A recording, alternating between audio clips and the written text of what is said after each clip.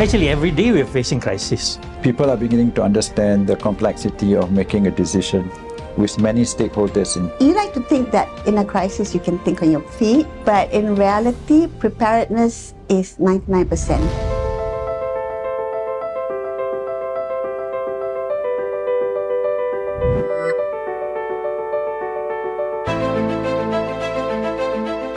It is a pleasure to welcome all of you to this inaugural Crisis Simulation Masterclass, Decision Making in Crisis.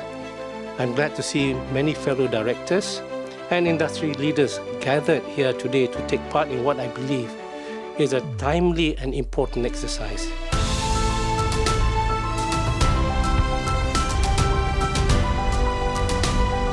The simulation will consist of several rounds. For each round, we'll run through the scenarios together. Then, please take around 5 minutes to discuss within your group what are the strategic considerations that you would like to think of and how you would like to move forward, or if there's something that you would like to raise with the other stakeholders here. During the 10 years from 2016, almost 10 years, I see the shift already. This will not happen to me. Failure will not happen to me.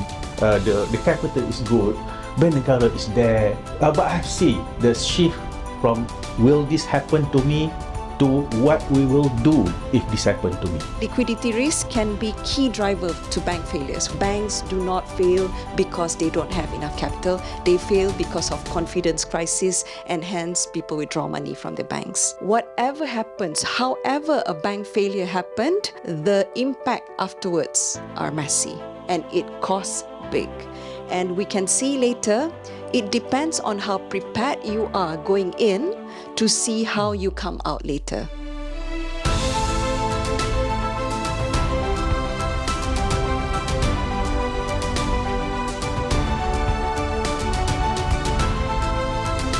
So that if something happens, and it will happen faster or unplanned, so to speak, we know what to do. And that's why we want to work with the directors in terms of setting the tone.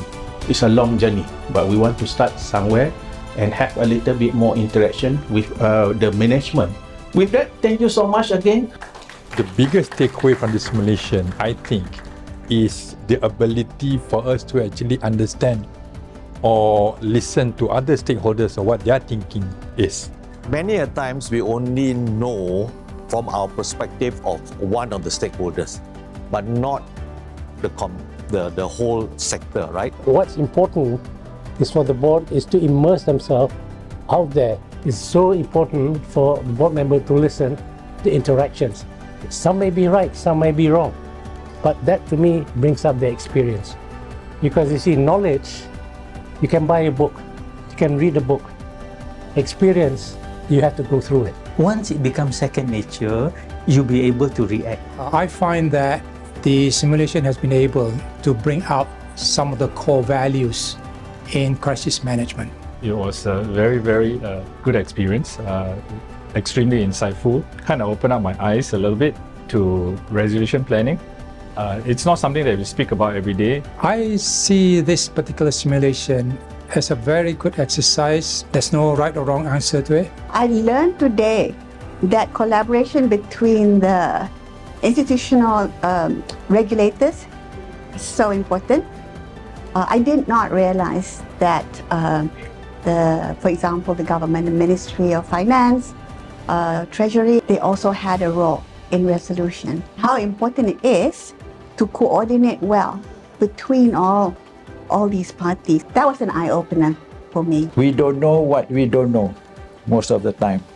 So the education, like this session, is very critical. It's more than financial literacy. It's about understanding crisis, how we manage crisis. Thank you so much, PIDM. I think when we come up with our own playbook, it's not something that we do in silo. Something we can put together with PIDM or even the central bank. Thank you, PIDM, for doing this. I think it was really successful, and I would encourage PIDM members, if they get the chance, to come for one of these sessions in the future. So I think this is a good session, and I think not only we should do it at this level, probably individual organization should have such. I felt it was very positive. So PIDM, Thank you so much for making this happen today. I will make sure from my heart, from my side, Sarga, to spread the word to the other directors to show how important to do this simulation. Crisis preparedness is not a one-off exercise. It is a continuous shared responsibility. We may not be able to predict every crisis, but we can choose to be ready.